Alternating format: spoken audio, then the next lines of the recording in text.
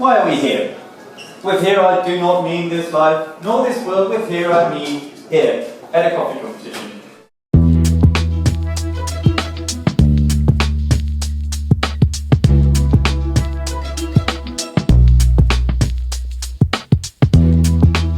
I walk the lonely streets, I watch the people passing by.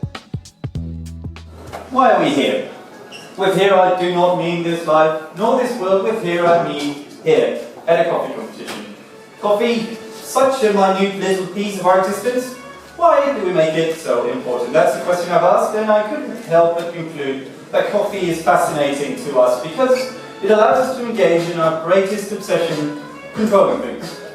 Now, we're in no way are we the strongest animals on Earth, so we don't naturally get control, but to get control of the world, we break it down into understandable little pieces. We give each piece a name and call it a variable.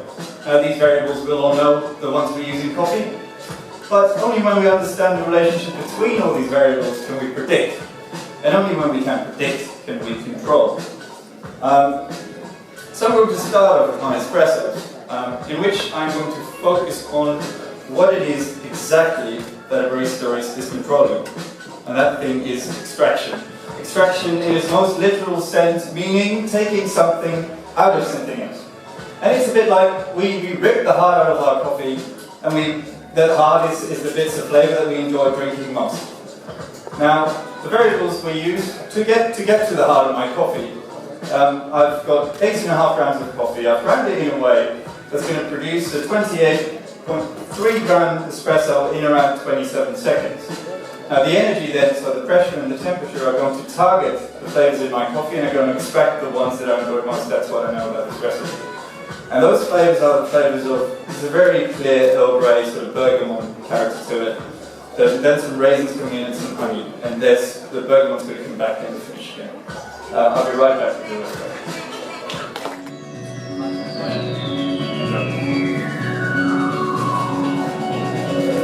All of this is going to be, all of these flavours are going to be sort of covered in a very creamy body.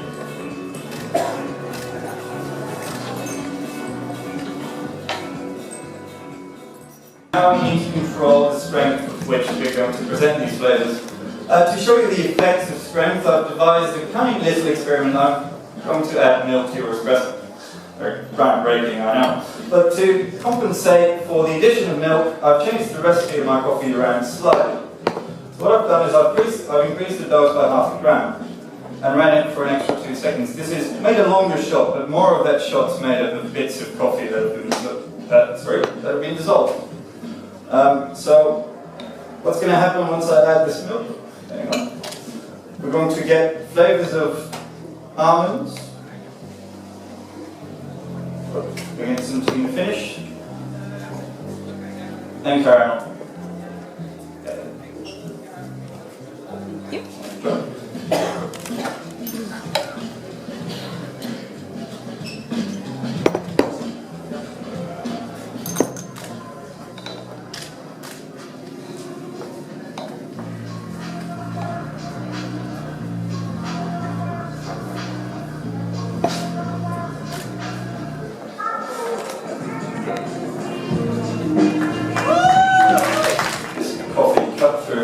And help work with the milk much better.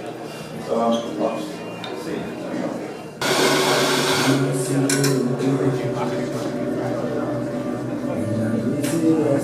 I targeted extraction, and in my cappuccinos I targeted the strength. Now the problem there is that I had to target. I had to simply pick and choose from this many of the flavours that I would enjoy drinking from this coffee. I could pick these in my first shots and these in my second shots, which I find a pity, almost annoying. So what I'm going to do is I'm going to post-extraction blends. I've got different flavours and different flavour profiles extracted using different recipes, and I'm going to layer these and combine these to create complexity within the same ingredient. To help me do that, I've brought my very trusted celebratory funnel, which you might have seen last year, and what it's going to do is, first of all, it's going to aerate the drink, so it's going to make it much easier. It's going to increase the surface of the liquid, and it's going to be much easier to perceive the flavour.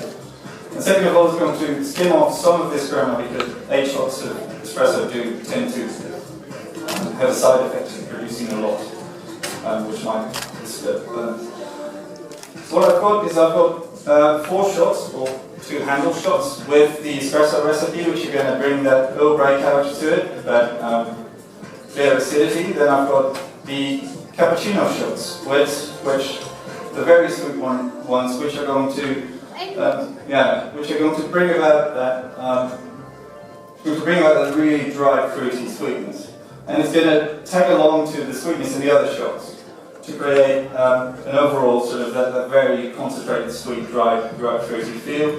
And then finally, I've got a lower dose shot, which is going to contribute, tie all these shots together to the blending shot, which is going to tie all this together and sort of increase the body even to a more of a double creamy consistency.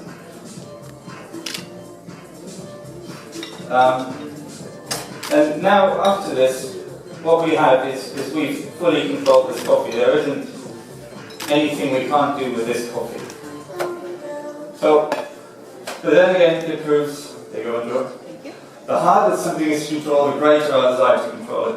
And that's exactly the reason why coffee is so fantastically fascinating. Thank you, Tom.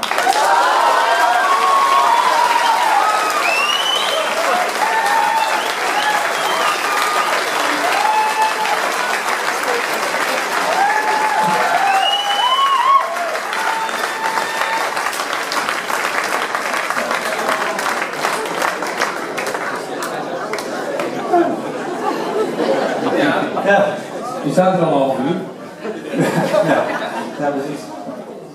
Hey, ik probeer het vol. Mijn Engels is redelijk goed, maar even in het Nederlands. Wat moet je dat doen? Het is een separatory funnel. Of in andere woorden, het is een scheidingsfunnel.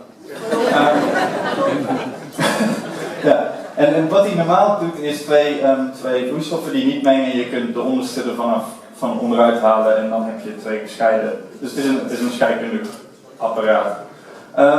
Vorig jaar was het mijn manuele Uberboiler. Dus toen gebruikte ik het om mijn woodneck te brouwen op het podium. Maar het bleek ook een perfecte aerator te zijn zoals je het bij hebt. En een goede blender ook. Dus eigenlijk heb je de koffie daarmee gedecanteerd? Ja. Dus, dat is even moeilijk wordt in te worden. Ja, precies. Prima. Hey, vertel, heb je gedaan wat je wilt doen? Ja, ik moet elke keer als ik dit gedaan heb, moet ik voor jou zeggen dat het perfect was, omdat jullie niet in. Dus we gaan nu weg. Dus het was perfect. Maar daarnaast was het, ja, dat is een vraag. Altijd.